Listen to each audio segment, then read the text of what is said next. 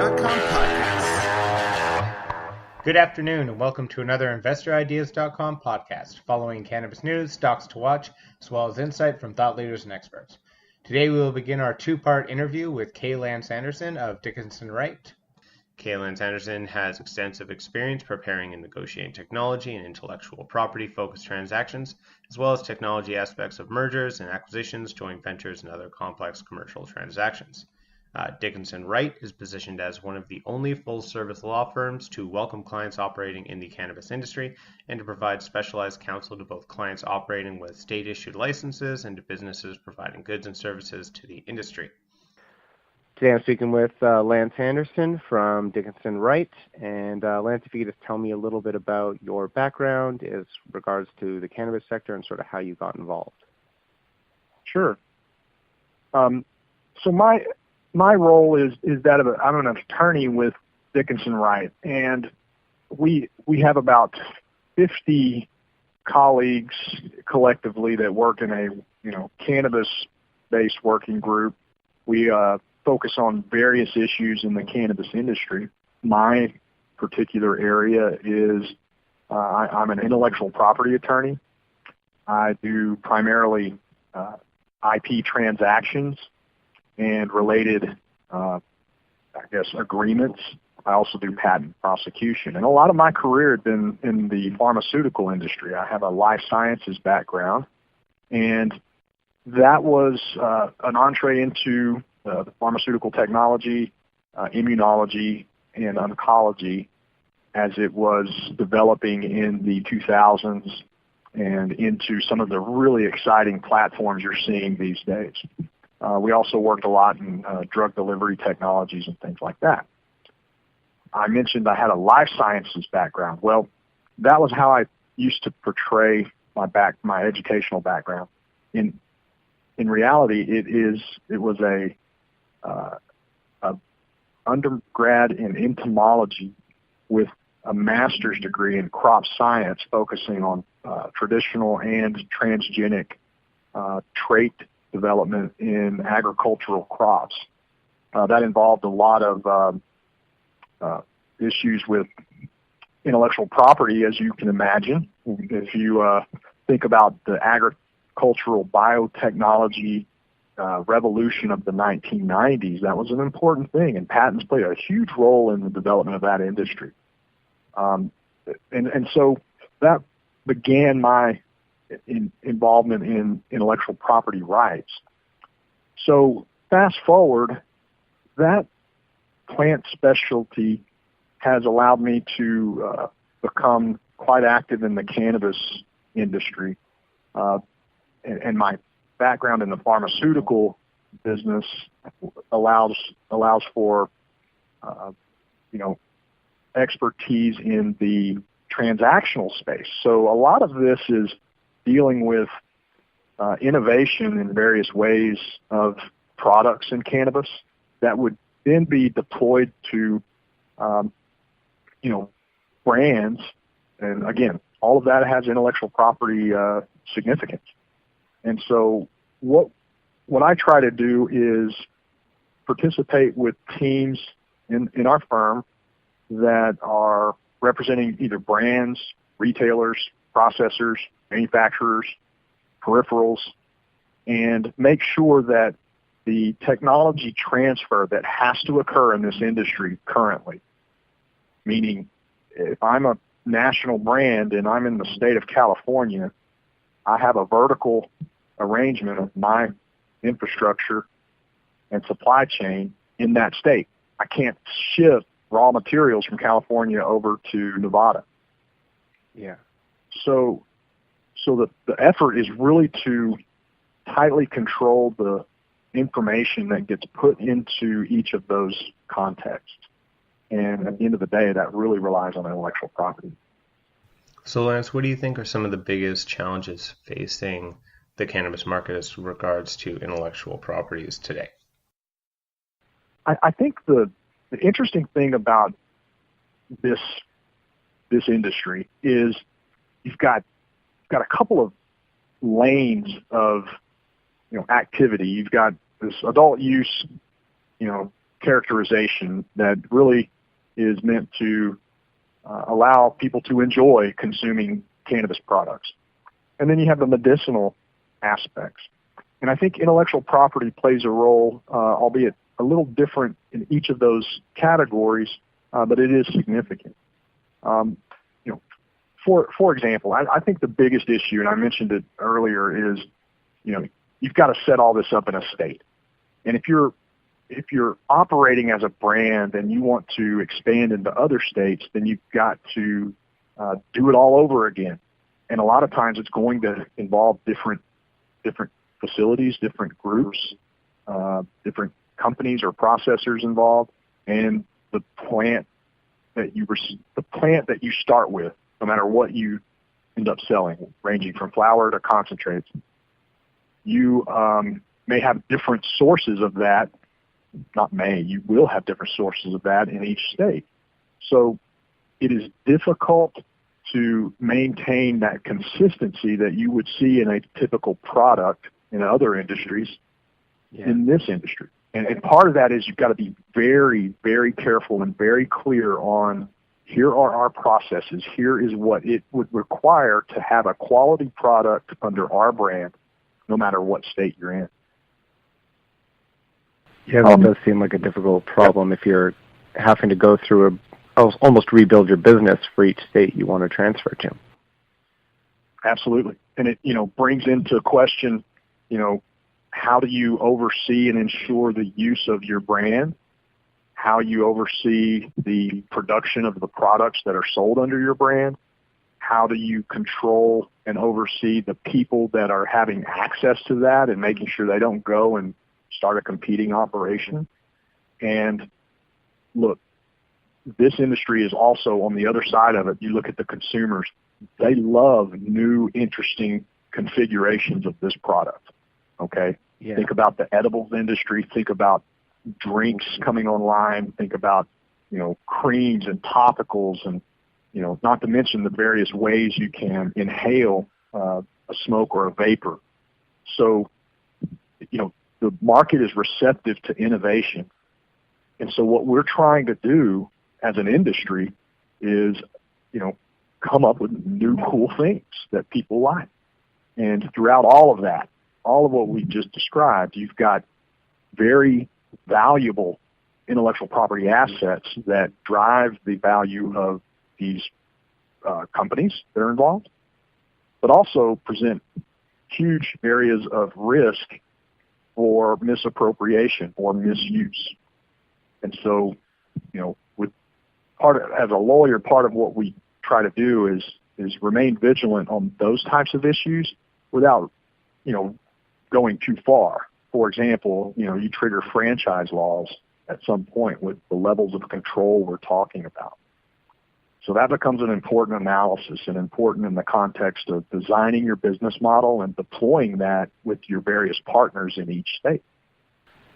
So with your background, especially dealing with pharmaceuticals as well, are you starting to see, or is your company starting to see more, outsiders jumping into this cannabis industry, as in people from agriculture or pharmacology, any of those industries now realizing the potential of this market and sort of taking their background knowledge from those industries and taking into the cannabis industry?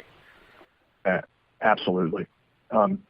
Probably, like most of your listeners that are involved in the industry, you're watching a change happen, and that is you're seeing these, it's almost every day, there's a unique development happening with regard to things at the FDA, things in Canada, opportunities here, IPOs, and all of this. And so that's continued to motivate folks that were outside the industry to look in at the opportunities that are going on. So you see a lot of folks from the pharmaceutical perspective now coming into the picture.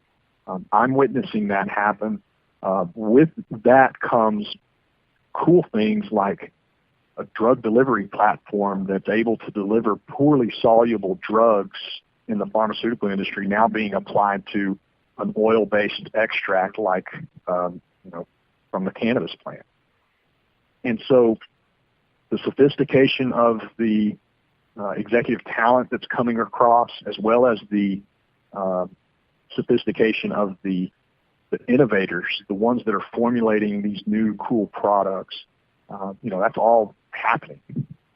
And you're continuing to watch the industry as a whole begin to take on a form that is a mixture of things. And I would say it's less from the agricultural industry, which I would have thought would be the, major driver here. But you're seeing a lot of integration of this industry using best practices from pharmaceutical and food and beverage perspectives. We see a lot of folks coming in from that perspective. And again, they have the marketing and branding and distribution acumen, and they're also able to deal with regulatory frameworks that might be a little more strict than other consumer goods. Yeah, well, they have the industry framework already and sort of the infrastructure behind them to actually get those through some of those trickier situations. Exactly. And so you're seeing that all kind of come together into this blend of capabilities that makes for truly exciting companies that are coming up with things and being able to immediately go deploy them to benefit customers. Think about pharmaceuticals. You can't do that. You've got to typically go through a regulatory process, which takes millions of dollars and often years to accomplish. Look at GW Pharma, for example. They've been at it for a while, and they're finally seeing the fruits of that. The cannabis industry offers alternatives to that, where you can actually, under what's now considered a wellness aspect or an apothecary type approach, you can administer these products, or you can consume these products and benefit. And that can happen without all the regulatory approvals needed from the FDA for drugs. And so I think it's truly unique and exciting. Yeah, I've noticed that that's a interesting and sort of difficult element of the medical side of the cannabis industry, is that because they're almost a cart before the horse sort of mentality, in that these products are available to human access almost immediately without any of the usual sort of drug testing rigor that goes into almost all other products. So the actual medical benefits aren't as exact in their potency or how they'll help you. It's looked at as almost a cure-all for so many things. Cannabis will help with pain and will help with eating habits and will help with this, but there's not, because it doesn't have to go through that testing, I find there's not as much actual medical journals or actual lab studies done on the efficacy of the drug. Do you think that that's going to be a problem moving forward, that the actual medical side will sort of be phased out by the recreational side? No, that's a great point. No, I don't think so. I think we're going to see a divergence occur between the two. And again, we're going to have, a recreational perspective from this point forward. Okay, people like to consume it because of the euphoric effects. People like to consume it because of the deemed effects on all of those conditions that you mentioned, whether they're proven or not scientifically, right? So there's always going to be that. In the meantime, one of the concerns of the FDA with Epidiolex was, the sourcing of that feedstock. Where are you getting your extract or your compounds that you're claiming have medicinal use? And with plants, which is different than your traditional, what's called small molecule chemistry that most pharmaceutical companies utilize or rely on, plants have internal cellular machinery, and they're able to build unique products. And not only that, the whole plant profile is often seen as beneficial as opposed to one particular extracted compound. Okay, and in the case of the cannabis plant, you have huge amounts of cannabinoids at various profiles mixed with terpenes at various profiles. And those combinations have certain effects. So what you're going to see is additional focus from the medicinal side on how you effectively source, design, and process medicinal products in a way that's compliant from a regulatory standpoint. And that'll be hard to do. There's a botanicals program that the FDA will allow you to submit your drug application under, which says we are sourcing this from a botanical context. Focus of that is to ensure quality and consistency of that plant material that you are using to then process into the medicine. So there's enhanced focus on that. I think that you'll see that program, which has very few drugs that have been approved through it, start to be utilized in this context. And I think you're going to see the medicinal sides really, start to drill down on, certain profiles of this plant having benefits. And then you'll start seeing that data. You'll see animal studies come out first, and then you'll see human clinical trials take place, similar to what we've seen with the recently approved drug from GW Pharma. So that's really exciting. But I do think you're going to see both. I don't think you're going to see one cannibalize the other. Now, that's all subject to whether or not you're going to have legislation take place that forces that to happen. You know what I mean? Yeah. When do you think, especially for the United States, they're sort of the biggest area that isn't adapting as fast, I would say, as far as legislation is concerned? Lots of, especially Europe and like Canada has now put it into place. It's going to be legalized this October. Lots of areas of Europe are starting to reconsider a lot of their legislation, whereas the States, it's still a state-by-state process. That's not exactly as fast as I think a lot of people would hope. What do you think what's going to be the turning point, or when do you think there's going to be a turning point where it has to change in the United States? I think that's a great question, and I think we've already, the train's left the station. We've already, allowed for states to go this far, and that goes all the way to adult use, recreational use, right? So it's done in certain states. Yeah. And it's all different. And so I think that, on one side, you've got this state focused approach. And if you look at the federal legislation that's coming in from Senator Gardner, it takes the approach of the federal government formally acknowledging the rights of the states in this. Okay, so that's furthering that. But I think what you'll see is, from the federal perspective, once that kind of starts, you'll start to see attention drawn to the scheduling. And that's honestly being driven as well from the recent approval of, an actual drug showing that there is medicinal, capabilities at this point. Yeah. And once that happens, you'll maybe see some attempt, but it would be a descheduling that then gives rise to some type of federal program. But at that point, it still will involve some of the states, states oversight. Do you think that federal change is in the near future, or it's still several years away? I think it's in the near future. I'm in the state of Texas right now, and we just had our Republican Party vote on their platform, and they voted for expanding the laws in Texas, decriminalizing, things that you would not normally see in a conservative Republican platform. And if it's happening there, then that to me is a good indicator of a sweeping change in the perspective of our legislators. And why?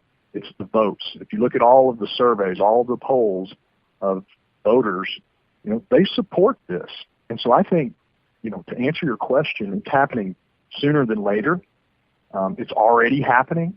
The rescission of the Cole memo, if anything, galvanized and caused a more concerted effort to deliberately address this, as opposed to, relying on these opportunities to say, well, they're not spending money on it, so they're not going to enforce.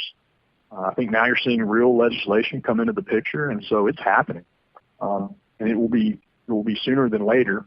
And I think the United States as a whole will have to dig itself out of the state-based approach that it chose to take, which may have been a necessity at the time because it was the only way to get this progress underway. But there are other, like you mentioned, there are other countries that have developed, national programs, and they will also,